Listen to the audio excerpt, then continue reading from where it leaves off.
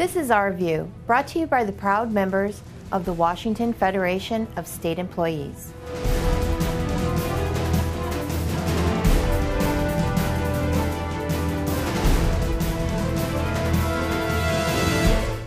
While a national war on public employee unions is underway in many states, Washington employees aren't experiencing the Wisconsin syndrome.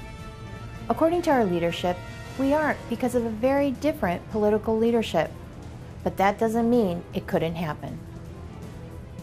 We have not faced the same ideological attack in this state that we've seen in Wisconsin, Indiana, Ohio, and I think that's a credit to, the political leadership in this state. We have worked very well with the governor. We didn't like the 3% wage decrease in any way, the prepaid furlough system, but we worked with her because we know what the times are like. We very much disagreed with her vehemently on the mega merger of the DIS and GA bill, and in some ways we thought that was an ideological attack.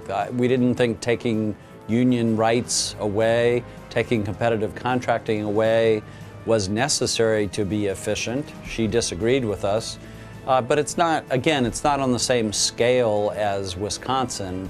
And quite frankly, I think the Wisconsin problem will flame out over time.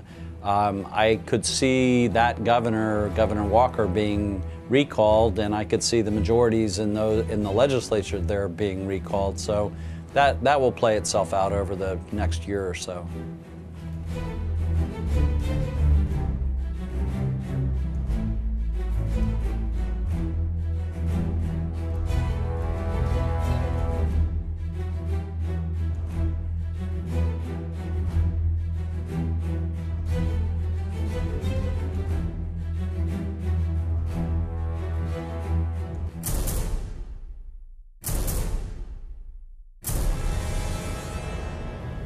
Toll lanes at the Tacoma Narrows Bridge, as well as the I-405 toll lanes, are really a good example because you've got a variety of problems. First is the IT element, the programming, the technology.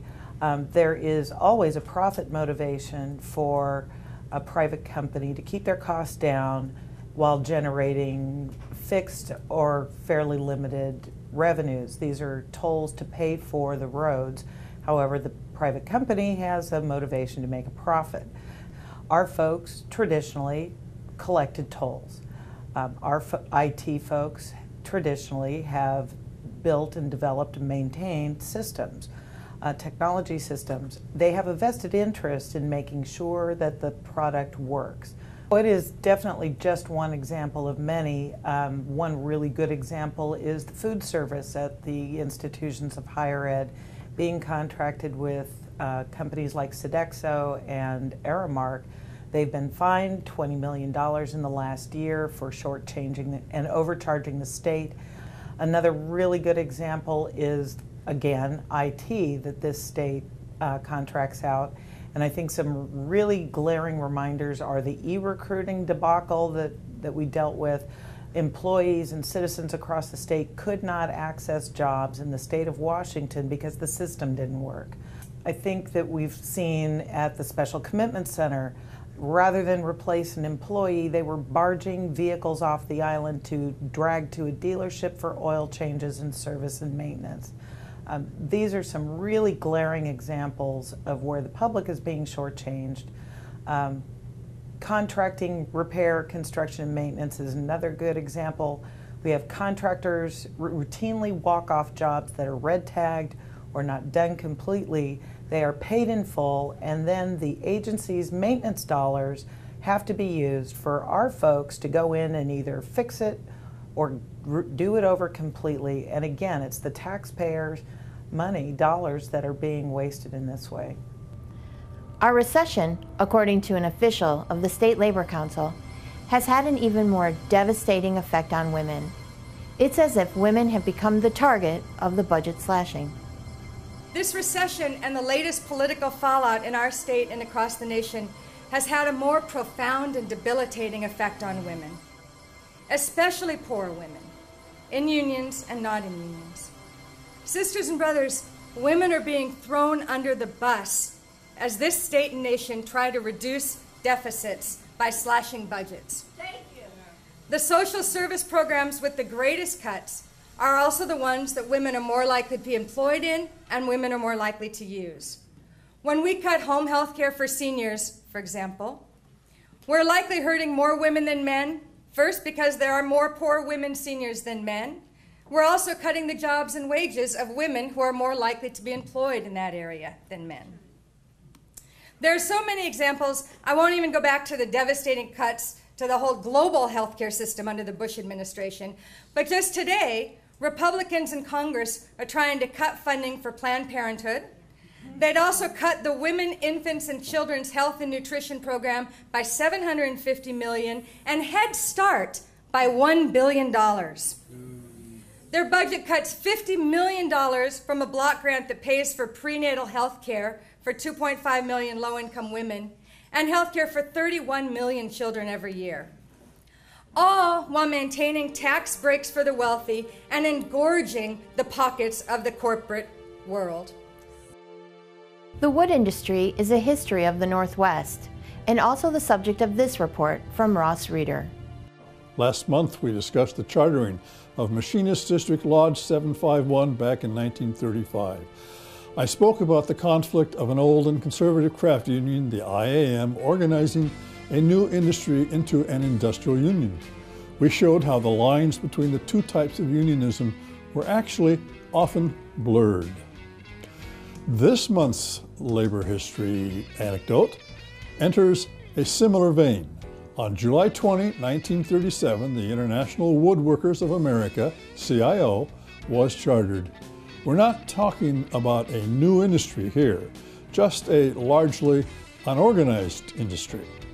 And the fact that the wood industry, from planting to felling to lumber to plywood to paper making, was organized on an industrial basis rather than a craft basis even harks back to the effect of the old industrial workers of the world and their earlier attempts at organizing mostly in the woods.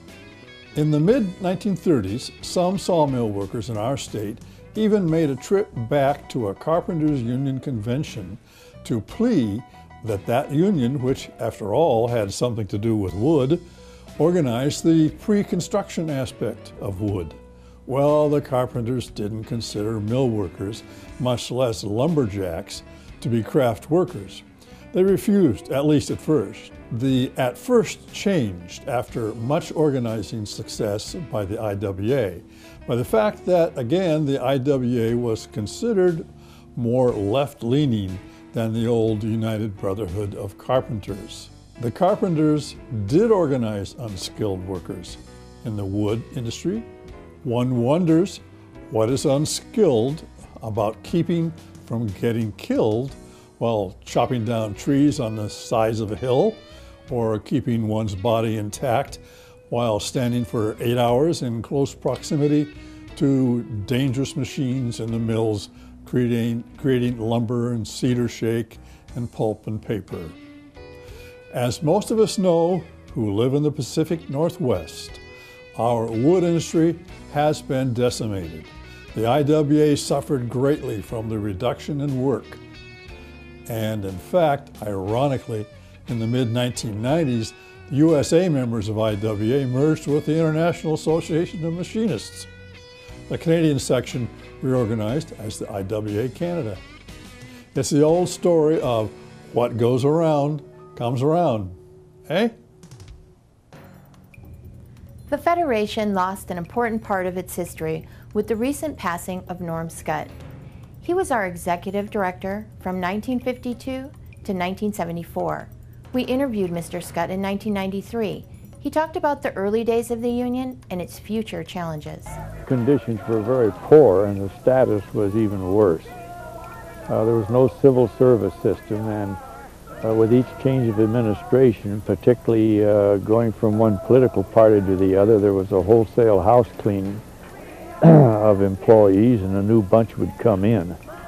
And the status of state employees within the rest of the labor movement was about as low as you can get. It established us for the first time.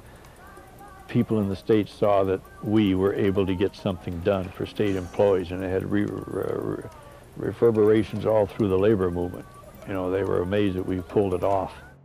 You know, some people have said to me that an awful lot was accomplished during those years that I was the director of the Federation. I think what you have to understand between then and now is that we had no place to go but up. Things were so terrible that you'd had to have been a complete fool not to have made some improvements, Tim. And so there was so much to be done. Now the main fight is trying to protect what you've got, and that's not nearly as easy to get credit from your membership.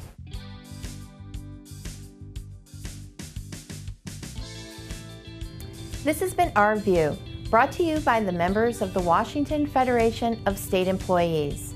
We remind you, when you accept a paycheck for your hard work, you don't give up your rights.